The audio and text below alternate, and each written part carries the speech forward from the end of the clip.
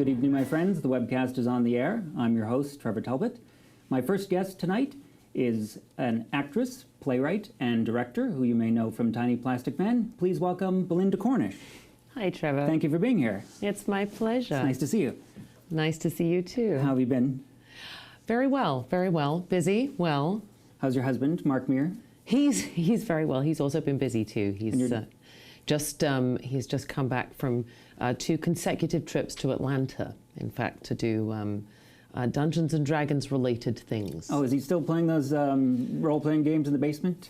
He's actually, well, he does a lot of live streaming now. Okay. And on Twitch and so on. So yeah, he's been doing a lot of that lately, which is great. It's great.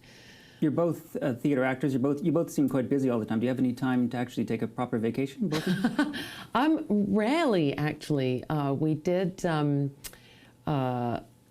We got married at Halloween, so Halloween is kind of an extra big event for us. And last fall we celebrated our 20th wedding anniversary, and we went to New Orleans for Halloween. So that tends to be when we take our vacation. Is we'll usually take a few days to go away somewhere delightful for Halloween. New Orleans sounds like a fun place for Halloween. New Orleans is superb at Halloween. It's pretty special. We've been there a few times now, and yeah, it's great. It's great. So you guys don't try to book time off together and make sure you both have a... We do. We're not massively successful at it. We have a couple of working holidays coming up later in the year. We'll be doing something called D&D in a Castle, which is so we'll both be going to England to basically mark. I'm so bad at explaining this because it's kind of a new world for me. It's a very familiar world for him, but it's very new for me.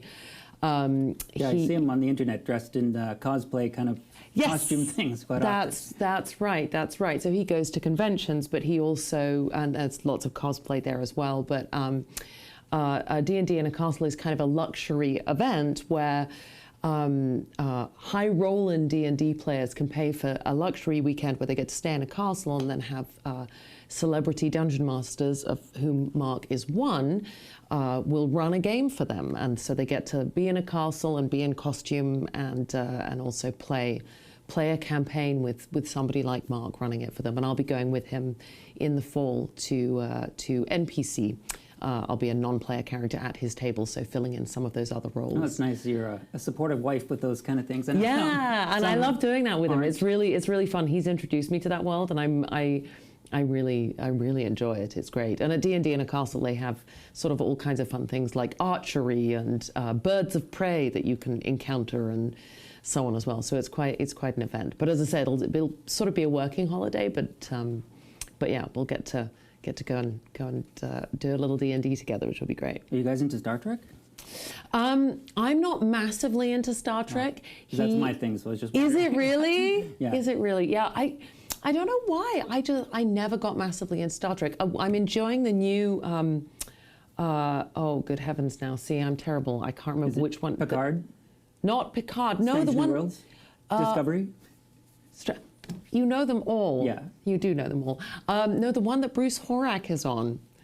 That might be Strange. Is that Strange New I haven't Worlds? watched that one yet. I'm actually waiting. Oh. I'm going to watch it September 8th, 2022 to recreate the date, the original series. Oh, is that? Yes, so I'm holding it till the fall. Oh, so my goodness. I've been avoiding it. Okay, well, no spoilers for you then. But Bruce Horak is a wonderful Canadian actor, originally from Calgary. It's Calgary. the one Anson Mount you're watching, is it? He plays Captain Pike? Okay, yeah, that's Strange New Worlds. Then. Strange New Worlds, yeah, okay. So I'm waiting to watch it September 8th, 2022, to recreate the original. Oh, that's fantastic. Plus, I'd been watching the other series, and I didn't want to get too saturated with Star Trek. I wanted to take a bit of a break before I watched the one I was really looking for. Sure, and you can stay clean on that narrative, and yeah. Otherwise, they can get sort of a little muddled when you kind of and they're all in smash different everything together. timelines, so you've got to switch back and forth. I like to kind of finish one before I move on to the next. You know what? And I have to say, there's so much in Star Trek that is so brilliant. The world building is so exceptional, but sci-fi world building is not so much my forte as sort of fantasy world building, and I'm more of a more into that. And it's not that I don't enjoy. Like that. Yeah. I'm afraid I get lost in the technology, so I tend to get a bit confused. Yeah, and I get think lost that's in technology just today. And how are your dogs? Are they good? My dogs, yes. Oh, thank you for asking. Yes, they're very well. They're very well. We're just, trundling away happily. One of them's really quite old now and going a tiny bit bonkers, which is a challenge for us all. Yeah, I'm sorry to hear that. She's fine. She's perfectly happy with it most of the time. She just is really demanding. But, a diva. She's become a diva in her old age. She has. She's been a very nervous dog through her whole life, and now in her old age, she's gone, I don't care, give me everything I want. And that's, I understand you have some new house guests, some interesting ones. I do. I volunteer with Wild North, which is wildlife rescue and rehabilitation. So there's a hospital and a rehab centre. And Wild North actually serves, I'm just going to plug them for a sec, because they serve all of Northern Alberta, in fact, the only rescue that serves all of Northern Alberta. And I've been volunteering with them for a couple of years now. I started during the pandemic. It was my sort of pandemic discovery. And I have a real passion for it. And right now, we're in the middle of baby season, so everything's breeding like crazy, and so we get a lot of orphaned babies come in, just hundreds of ducklings and goslings, and who get cared for in the hospital or at the rehabilitation centre. And but baby hares, all those little cute tiny baby hares, when they are orphaned or injured and brought in, they actually do much better when they're cared for in a home by a single person, because they're so high stress. And so I have 12 of them right now at home, who I'm caring for until they're ready for release, hopefully in about 5 to 6 weeks. They'll live with me for the next sort of 5 weeks, and I'm bottle feeding them and very nice and noble to do that, but I don't think I could. I've seen ads for they want houses to look after kittens before they're ready to go to a home, and I think I couldn't do it because I'd get too attached and then I wouldn't be able to part with them. It is pretty challenging. It can be pretty challenging, especially as you know that you're raising a prey animal. So you care for it until it grows up and is ready to go out into the world, and then you just go, just stay safe, hide from the coyotes, please. That is hard. It's hard to let them go, but they're happier in the wild, quite frankly, than they are. Much as I want to give them all the love I can, they will be happier when they're free again. So. Or in the city, I see them, those hares oh hopping God, around they're everywhere. Yeah. And they're pretty. I mean, that's the great thing about them. Yeah. They're pretty resilient. They're pretty tough, those guys. Yeah, and they're pretty fierce. Like the little ones, sometimes they're this big and they growl at me and they punch me. It's hilarious. It's deeply adorable. And, yeah. The audience might have picked up your accent. So yes. Where in England are you from? I'm originally from London. Okay. I grew up in northwest London, and but my parents about 15 years ago now, they moved to Somerset, to a particularly idyllic part of England. It's the real sort of classic green and rolling hills. It's just gorgeous.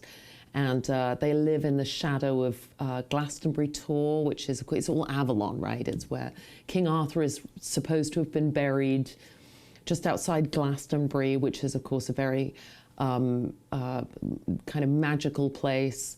Glastonbury is sort of one of those places where it's hard to find anywhere to buy a pair of socks, but if you want to buy crystals, every shop sells crystals and sounds like magical Southern California. A little bit like Southern California, actually. Yes, that's a good way to put it. Absolutely. Have you spent much time in Southern California? No, not a lot of time, but I'm aware of the culture there. Yes, absolutely. Well, no, Glastonbury, and it's very old Wiccan, Druidic sort of stuff, because Stonehenge is not far from there either. And my parents, just outside their village, the ley lines, the sort of magical ley lines of Stonehenge and Glastonbury Tor have an intersection point there. And Nicolas Cage, in fact, bought that land and built a house there. Oh, wow. Because He's got houses everywhere, it seems. I know. Castles. I know. Yes.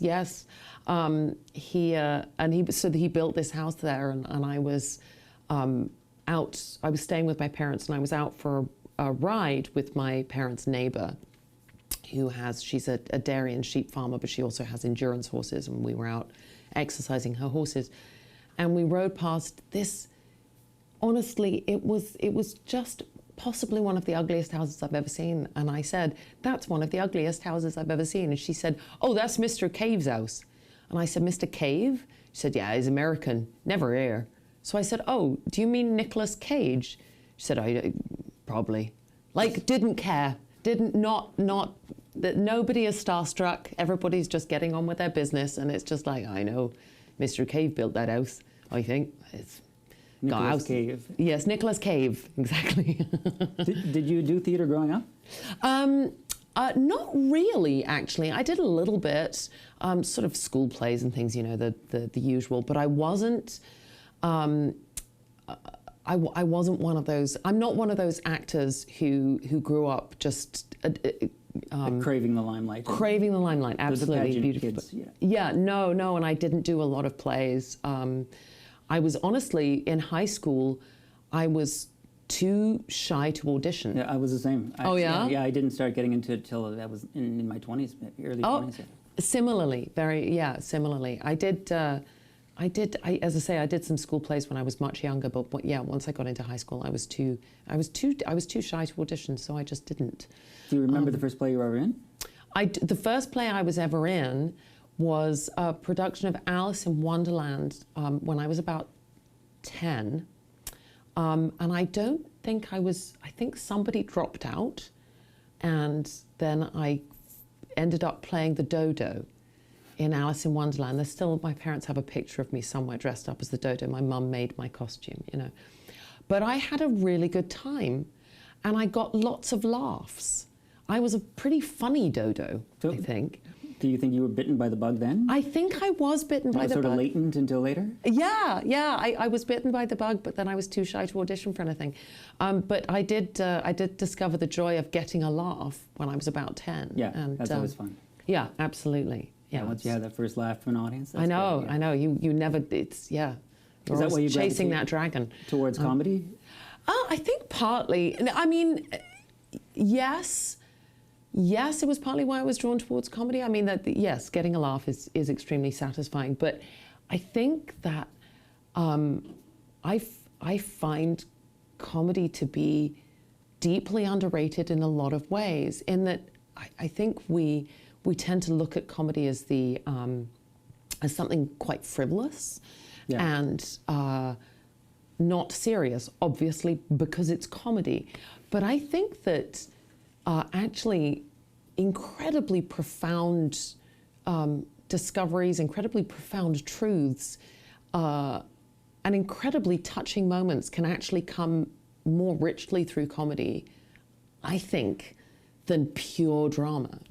That light and dark always makes. I mean, even in the darkest plays or the darkest stories, when there's some comedy to lighten it, that always makes it richer.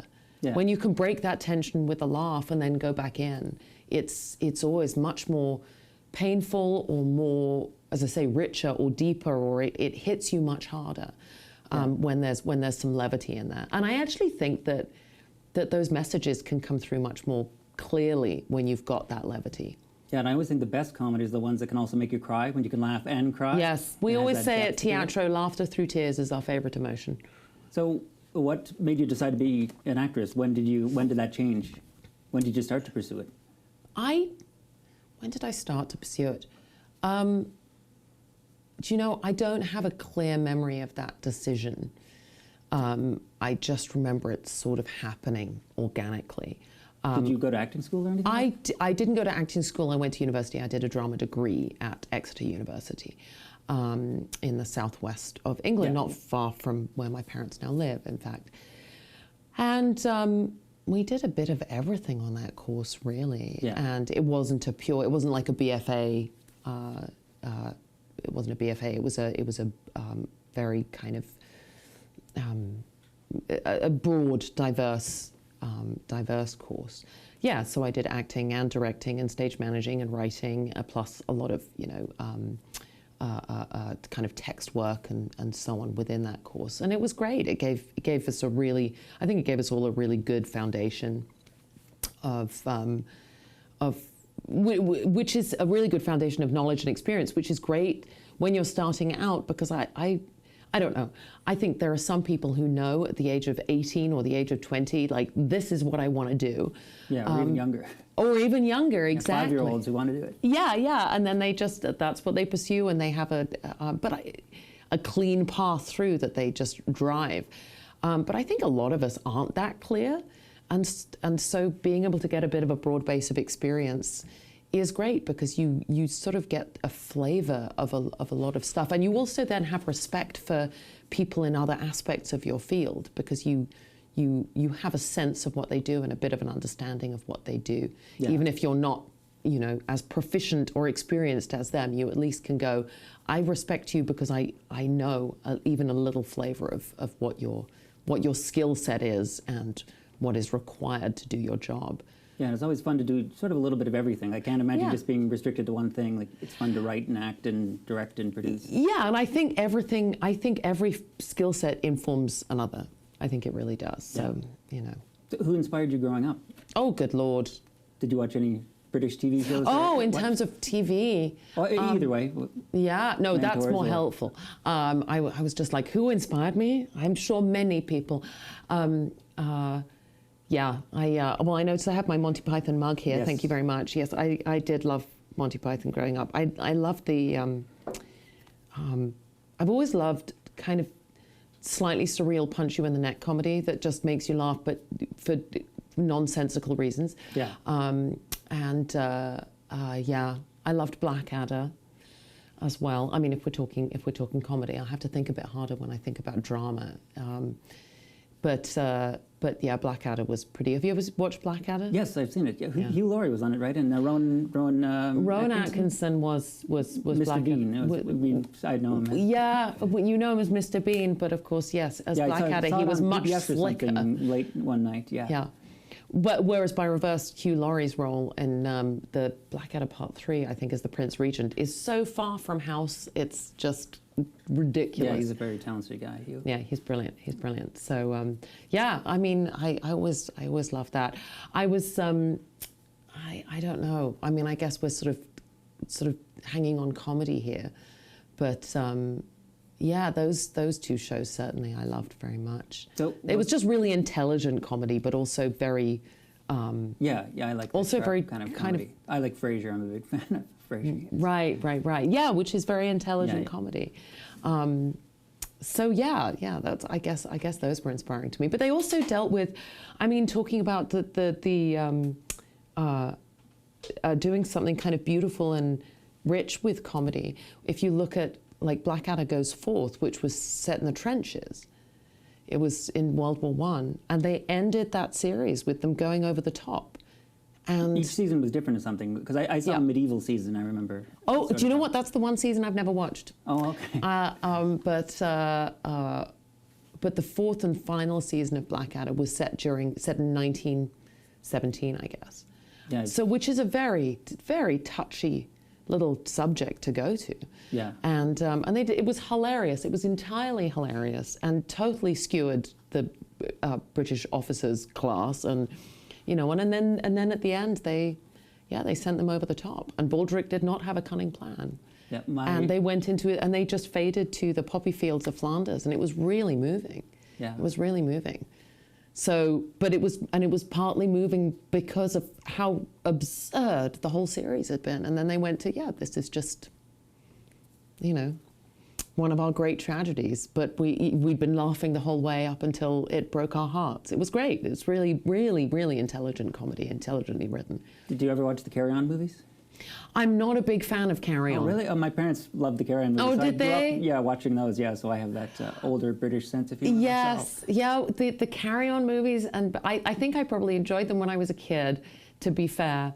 And there's certainly some classic stuff that comes out of there, for sure. But where British comedy goes into the Carry On and then the Benny Hill aspect, it wasn't my first love. That sort of boobs and fish down your trousers isn't like, it can be hilarious. Who doesn't love a fish down your trousers? But it's not my, as I say, wasn't my first love. Yeah, that's my weekend, to fish down my trousers. So, what brought you to Canada then? Well, I met Mark, my husband, doing theatre sports in Orlando at the Orlando Fringe, and we met and fell in love, and I came here to visit and then just stayed. He couldn't get rid of me, neither could Edmonton. No, I loved it here, and I met a lovely fella, and then, as I say, came to visit him, and Edmonton was just great. And people kept, when I did that, people kept saying, but you live in London. You've got the West End, you've got so much theatre there. But the theatre scene here and the arts scene here was so rich and so, just so diverse, and so, in terms of the content and in terms of what you could do, it was so appealing and so welcoming. Like, Edmonton made me feel so at home so very quickly, despite the fact that I first came here on January 3rd, 2000. Yeah. And it was very, very, very cold, and I had never experienced cold like it, and that was unpleasant. And yet I stayed all the same. Still unpleasant for even those of us who've been born and raised here. I know. Do you know what? It's taken me a long time to really get sick of winters here, because I was just, like, the winters in England are so just rainy and ugh. And here it's sort of white and crisp and beautiful, and so I kept being, it's kind of nightmarishly Pollyanna about it. Just going, but it's so pretty, isn't it lovely? And now finally, after 22 years, I'm just like, ugh. But it's taken a while. It's taken a while. I still get swept away by the lovely, crisp, deceptively sunny days. And you work at the Varscona Theatre a lot, and then I do. Teatro La Quinticina is just celebrating their 40th anniversary this year. We are, yeah. And have you been with them for the last 20 years then, since 2000? No, I did my first show with Teatro La Quinticina in 2006. And that was A Grand Time in the Rapids, which is actually in rehearsal right now. So that was your first show, and that now was you're my directing first show. Coming up. Yeah, that's right. And so it's quite a return. And Grand Time in the Rapids is actually Stuart Lemoyne's one and only farce. He's written a lot of screwball comedies, a lot of what we call beautiful plays, which are talking about, comedy, laughter through tears, and something very poignant. That Stuart does that exquisitely. Yeah, very well. But A Grand Time in the Rapids is his one farce that he's written, and it is a full classic four-door farce. Just slamming doors, people in towels, people hiding behind couches, all that stuff. So it's going to be a joyful challenge to revisit. How did you meet Stuart Lemoyne and start to work with him? How did you get involved there at the Varscona? Mark worked at the Varscona. With the Rapid Fire Theatre and with Dynasty? Rapid Fire, with Dynasty, and also with, Mark used to host a late night variety show called Oh, Susanna. Oh, that was him. Yeah, that was Mark. As yes. Susanna? He was Susanna. Oh, okay. He was Susanna. Yeah, and I went to that. I've been to that, yes. Oh, fantastic. Yes. Did we make you a good cocktail? They passed them around, but I don't drink, so I just passed it on. So. Well, you were probably wise. They were always very boozy. It was usually sort of like rum with a Scotch mixer. Like, they would insanely boozy drinks. I know, because I ran the bar on Oh, Susanna for a good 10 years. But yeah, so I started, really, I was invited to guest on Dynasty. I played with Rapid Fire, and I started, joined it was called the Campagna del Mambo, which was the company that was on stage for Oh, Susanna, and so I was part of that. And then I started running the bar on Oh, Susanna, and Stuart was the producer of Oh, Susanna, and also had directed Dynasty and so on. And so I got to know him kind of peripherally through the whole group of artists, because the Varscona is very much an artist-run building. And so I became kind of part of that pool of artists there, and got to know Stuart through that. And then I had the huge privilege in 2006 that he wrote a role for me in one of his plays, which was A Ground Time in the Rapids. Were you ever in The Exquisite Hour? I was in The Exquisite Hour. With Jeff Haslam? That's right. Oh, yes. I did see that. I think that was the first Stuart Lemoyne play that I ever saw. Is that right? Yes, yeah, I really liked it. It was really Now, enjoyable. that's one of his beautiful plays. Yeah.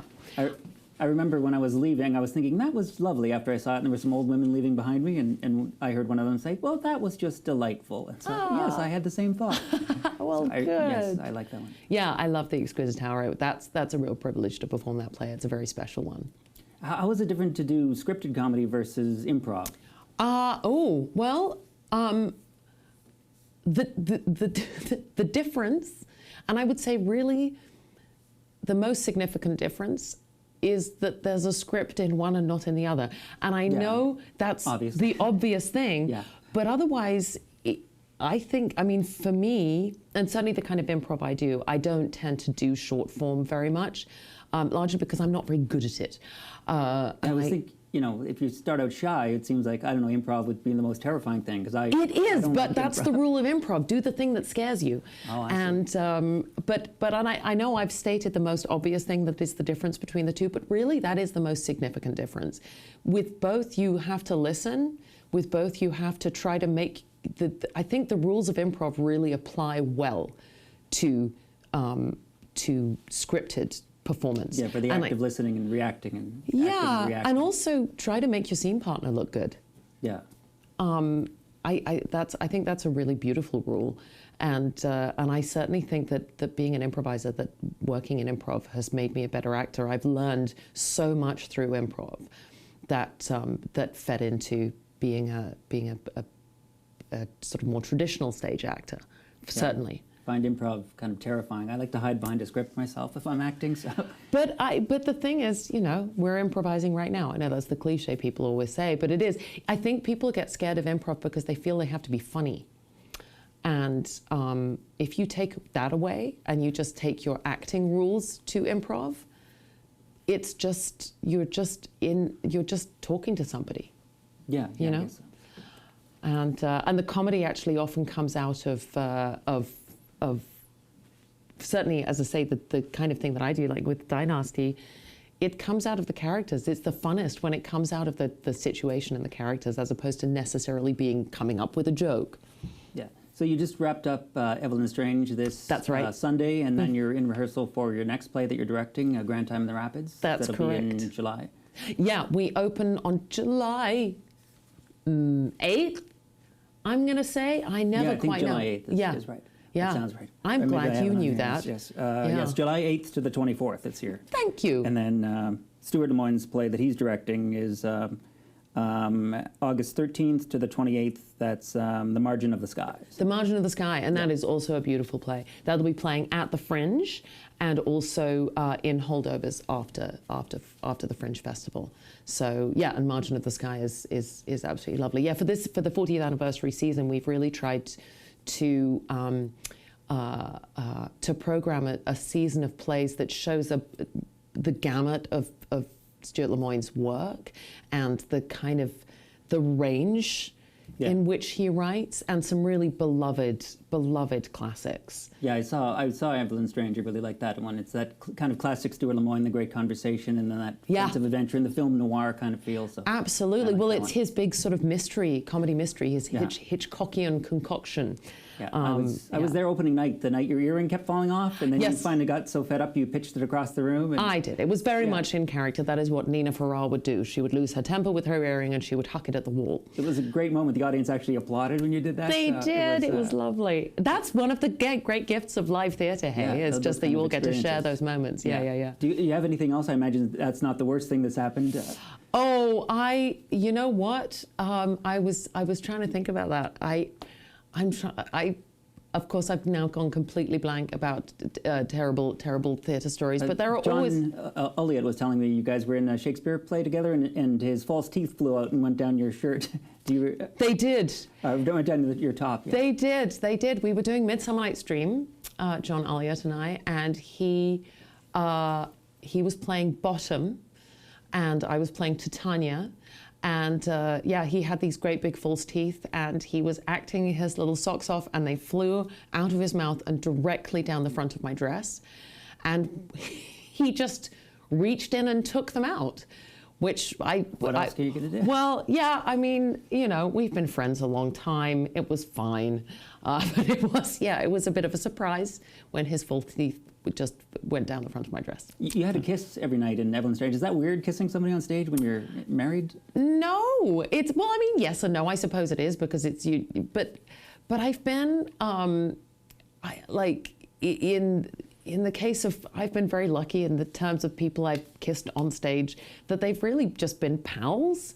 So usually, you know, you kind of have to have a laugh about it, and then it's just acting. It's just more acting, and then you know what that moment entails every night, so it doesn't change. It's always just the same thing, and so it's generally not weird. There are sometimes some weird things that happen, like when you go to kiss passionately, but you sort of miss each other, and so then you have to kind of do an awkward slide, which is always amusing, and then you laugh, but through your nose. So I did have a kiss with somebody in Peter Pan Goes Wrong, where we both laughed and then couldn't figure out whose snot it was. Because when you laugh through your nose, when you're kissing, kind of sometimes some snot comes out. And then as we parted, he said, "I don't know whose snot that is." So there you go. That's disgusting. Yes. And these are the things that sometimes happen when you kiss friends on stage. And speaking of Peter Pan Goes Wrong, because I'm just Yes. going to change the subject on that. You didn't expect me to bring up snot in kissing, did you? No, I didn't. No.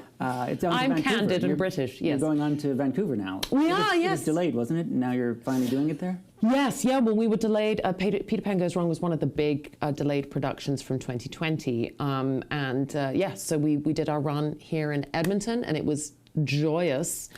And now we move on to Vancouver, and we've actually got a longer run in Vancouver. But the stage in Vancouver is smaller than the stage at the Citadel. So that's going to be, we're going to have to do a little bit of adjusting, I think. You mentioned laughing on stage. I was talking to Jana Vasurka, and she said you tried to make her laugh every night in the play, that you were kind of... I did? Yes, that's what she told me, that it was your sort of devious side. And I've heard that about the British. It always seems like... Yeah, I wonder if that's a British thing. You guys try to make people laugh. I don't know. I wasn't aware of doing that. I'm a twinkler. I know I twinkle. I never deliberately try to make people laugh on stage. I promise you that, because it's just not fair. But I think I'm occasionally. I know I find things amusing, and I have a tough time keeping that out of my eyes. And so then sometimes I will look at people and I'll be twinkling, and then that will make them laugh. Oh, I see. Yeah. All right, well, thank you so much for joining me today, and best of luck with everything. I'll just get these plugs in here before we go. So it's Teatro La Quintagina's 40th anniversary, and the last two plays, A Grand Time in the Rapids, which you're directing, is running July 8th through the 24th, and at the Varscona Theatre in Edmonton. And then The Margin of the Sky, which Stuart Lemoyne both wrote and directed, is running August 13th to the 28th. So if you're in or around the Edmonton area on either of those dates, you can check out both of those plays. And Peter Pan Goes Wrong is on to Vancouver. So thank you very much, Belinda Cornish, for joining me today. Thank you, Trevor.